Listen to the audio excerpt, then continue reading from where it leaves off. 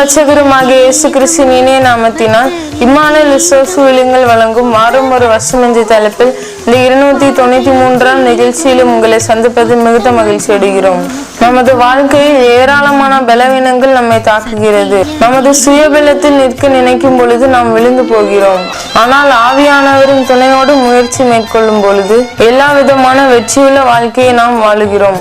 இந்த நிகழ்ச்சியை உங்கள் நண்பர்களுக்கும் உறவினர்களுக்கும் அறிமுகப்படுத்துங்கள். கர்த்தர் உங்களை ஆசீர்வதிப்பாராக. ஆமீன்.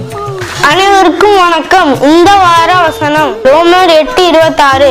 அந்தபடியே ஆவியானவரும் நமது பலவீனங்களில் நமக்கு உதவி செய்கிறார். Likewise the Spirit helps us in our weakness. Romans chapter 8 verse 26. Thank you.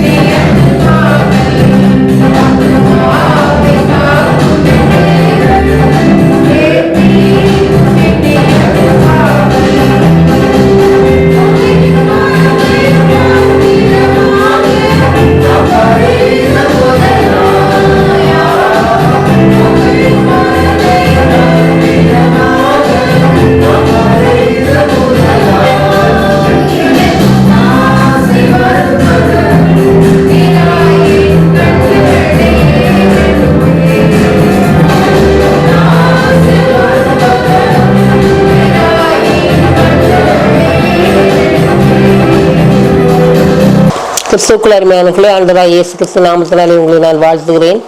Emmanuel விசுவாச ஊழியங்கள் சார்பிலே ஆண்டவருடைய வசனங்களை நாம் தியானித்து வருகிறோம். இந்த 293வது வாரத்திலும் கூட ரோமர் 8ஆம் அதிகாரம் 26வது வசனத்தை ஆண்டவருடைய கிருபையினாலே தியானிக்க இருக்கிறோம். ரோமர் 8:26. அந்தபடியே ஆவியானவரும் நமது பலவீனங்களில் நமக்கு உதவி செய்கிறார். அந்தபடியே ஆவியானவரும் நமது பலவீனங்களில் நமக்கு உதவி செய்கிறார். பிதாகுமாரன் பர்சாவி சொல்லி 3 காலங்களில் இந்த உலகம் வாழ்ந்து கொண்டிருக்கிறது. இந்த தினத்தில் நாம் வாழ்கிறது பர்சாவியானவருடைய காலம். பர்சாவியானவர் நம்மை வழி நடத்துகிறார். அவர் ஆவியாக இருக்கிறார். அவரை நம்முடைய கண்களால் புறக்கண்களால் பார்க்க முடியாது. ஆனபடினாலே ஆவியானவர் நமது பலவீனங்களை நமக்கு உதவி செய்கிறார் என்று சொல்லி போடப்பட்டிருக்கு. அநேக நேரங்களில் நம்மை பலவீனங்கள் சூழும் பொழுது, பலவீனங்கள் ஆட்கொள்ளும் பொழுது நம்மால் ஜெபிக்கவே முடியாது. ஆனால் அந்த சமயத்தில் பர்சாவியானவர் நமக்காக ஆண்டவர்கிட்ட வேண்டுதல் செய்கிறாராம். நாம் ஆண்டவருடைய பிள்ளைகளாக இருக்கும் பொழுது பர்சாவியானவர் நமக்காக வேண்டுதல் செய்கிறவராக என்ன செய்கிறார் இருக்கிறார். பாருங்க, நம்ம ஜெபமும் வேத வாசிப்போம் தேவனோடு நம்மை ஐக்கியப்படுத்துறதுக்கு ஏதுவாக இருக்க வேண்டும். ஜெபமும் வேத வாசிப்போம் ஏதோ கடமைக்காக இல்லை. அது ஜெபம் பண்ண நல்லது அல்லது பைபிள் ஆசிரியர் தான் நல்லது, அப்படி இல்லை. நம்முடைய வாழ்க்கையோடு இயங்குற எப்படி சாப்பாடு நமக்கு ரொம்ப முக்கியமோ, தண்ணி குடிக்கிறது ரொம்ப முக்கியமோ, அதுபோல இந்த ஜெபமும் வேத வாசிப்போம் நம்முடைய வாழ்க்கையோடு இணைந்த ஒன்றாக இருக்கணும். அப்படி இருந்தால் தான் ஆவியானவர் நமக்காக உதவி செய்பவர்களாக இருக்கிறார். பாருங்க, ஆவிக்குரிய வாழ்க்கையை நம்ம மாம்ச பலத்தால் வாழவே முடியாது. மாம்ச பலத்தால் வாழ்ந்தால் நம்ம தோற்று தான் போகும். ஆவிக்குரிய வாழ்க்கையை நம்ம எப்போது என்ன செய்யணும்? மாம்ச பலத்தோடு வாழ முடியாது. ஒருவன் மறுபடியும் பிறப்பாவிட்டால் தேவனுடைய ராஜ்யத்தை காண மாட்டான். கிறிஸ்துவின் ஆவி இல்லாதவன் அவருடைய அல்ல என்று சொல்லி சொல்லப்படுது. அப்போ ஆண்டவருடைய ஆவி நம்மோடு இருக்கணும். ஆண்டவர் எப்படிலாம் வாழ்ந்தாரோ, ஆண்டவர் எப்படிலாம் இந்த உலகத்தில் செயல்பட்டாரோ, இந்த உலகத்தில் வாழும்போது அப்படி நாம செயல்பட வேண்டும். அதற்கு நம்ம ஒப்பு கொடுக்க வேண்டும். நம்மளுடைய இஷ்டப்படிலாம் நம்ம வாழ முடியாது. நாம் உலக பிரகாரமாக எல்லாரும் வாழ்கிற மாதிரி அப்படி ஊரிடம் பைக்கின் வேறிடங்கள்னு சொல்லுவாங்க. அப்படி இல்லை. ஆண்டவர் என்ன விரும்புகிறாரோ, ஆண்டவர் நமக்கு என்ன முன்மாதிரி வைத்து போயிருக்கிறாரோ அதன்படி வாழக்கு நம்ம என்ன செய்யணும்? பிரயாசப்படணும். அப்படியானால்தான் இப்போ அந்த ஆண்டவர் பரலோகத்துக்கு போயிட்டு பர்சாவியானவர் நமக்காக அனுப்பியிருக்கார். பர்சாவியானவர் நமக்காக செயல்படுவார். பாருங்க, கலாச்சார 5:17 போட்டுக்கு மாம்சம் ஆவிக்கு விரோதமாகவும் ஆவி மாம்சத்துக்கு விரோதமாகவும் இருக்கிறது. நீங்கள் செய்ய வேண்டும் என்றிருக்கிறவைகள் ஒரு காலத்து மனதும் மாம்சமும் விரும்பினைகளை செய்து வந்தோம் அப்படின்னு சொல்லி போட்டிருக்கு. ஒரு காலத்துல நம்ம எப்படி இருக்கோம்? நம்ம மனசு என்னெல்லாம் இஷ்டமோ அதுபடி நம்ம என்ன செய்தோம். அப்போ ஒன்றுக்கொன்று விரோதமா இருக்குது.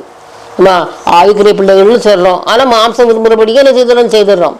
ஒன்றுக்கொன்று விரோதமாக என்ன செய்து இருக்குது. பாருங்க, பொய் சொல்லக்கூடாது, பொய் சொல்லாத, களவு செய்யாதுன்னு சொல்லி நமக்கு விதம் செய்யுது. ஆனால் அதே சமயத்தில் நம்ம மாம்சத்தில் வாழும்போது, இந்த உலகத்தில் வாழும்போது என்ன பொய் பற்றி இல்லாமல் வாழ முடியுமா, களவு செய்யாமல் வாழ முடியுமா அப்படின்னு சொல்லி என்ன செய்கிறோம். மாம்சத்துக்கு ஏந்தே நம்ம என்ன செய்கிறோம், வாழ்கிறோம். அப்படிப்பட்ட வாழ்க்கையை நம்ம என்ன செய்யக்கூடாது, வாழக்கூடாது. பாருங்க, இப்போ நம்ம அப்படி செய்யும்போது பர்சாவியானவர்கள் நம்ம துக்கப்படுத்துகிறவர்களாக காணப்படுவோம். இப்போ ஆவியானவர் நமக்காக செயல்பட வேண்டும் என்று சொன்னால் இயேசு கிறிஸ்து என்ன சொன்னாரோ அவைகளை நாம் தொடர்ந்து செய்வதற்கு நாம் பிரயாசப்பட வேண்டும், தொடர்ந்து செய்ய வேண்டும். அப்படி என்றால் மட்டும்தான் பர்சாவியானவர் நமக்காக உதவி செய்வார், நம்மோடு இடைபடுவார். அநேக காரியங்களை பார்க்கிறோம். பர்சாவியானுடைய காரியங்கள் அவர் தீர்வாளனாக இருக்கிறார், நமக்காக பரிந்து பேசுவதாக இருக்கிறார். அவர் எல்லா சகல வியாபி எல்லா இடத்துலையும் இருக்கிறாரு. அவருக்கு அவருடைய கண்களுக்கு மறைவானது ஒன்றுமே இல்லை. இப்படிப்பட்ட காரியங்கள் எல்லாம் நம்ம பார்த்துருக்கோம் அடிக்கடி. அப்படி இருக்கும் பொழுது ஆண்டவருக்காக நம்ம செயல்படும் பொழுது பர்சாவியானவர் நமக்காக செயல்படுவார். அது எந்த விதமான சந்தேகமே இல்லை. ரோமர் 8:24 மீண்டுமாக பார்க்கிறோம். அந்தபடியே ஆவியானவரும் நமது பலவீனங்களே நமக்கு உதவி செய்கிறார். மாம்சம் பலவீனமாயிடுச்சுன்னு சொன்னா ஆவியும் பலவீனமாயிரும். பாருங்க, ஏதாவது நம்ம ரொம்ப கவலையில் கிடந்தோம்னு சொன்னால் ரொம்ப சோர்ந்து போயிடுவோம். நம்முடைய காரியங்களை நமக்கு செய்திருக்கிற ஒரு வாய்ப்பே இருக்காது. எப்போதும் சோர்வுல என்ன செய்யும், மன கஷ்டத்துல என்ன செய்ய இருப்போம். அப்போ அந்த நேரங்களில் பர்சாவியானவர் நமக்காக உதவி செய்வார். நமக்கு அவர் என்ன சில காரியங்களை என்ன செய்யணும், எப்படி செய்யணும், எப்போ செய்யணும்னு நமக்கு தெரியாது.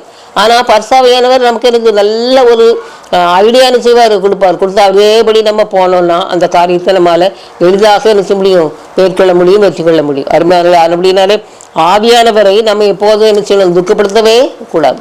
ஆவியானவர் துக்கப்படுத்தவே கூடாது. எப்போதும் அவர் நம்மை விரும்புவதமாக நாம் நம்முடைய நடவடிக்கைகளை அமைத்துக் கொள்ள வேண்டும். அப்படிப்பட்ட கிருபையில நம்ம பெற்று அனுபவிக்கணும். அதுதான் ரொம்ப முக்கியமான காரியம். அப்படிப்பட்ட கிருபையில பெற்று அனுபவிக்க ஆண்டவர் நமக்கு உதவி செய்வாராக. ஆமென். சத்திய வேதம் பக்தரின் கீதம் சுத்தர்கள் போகும்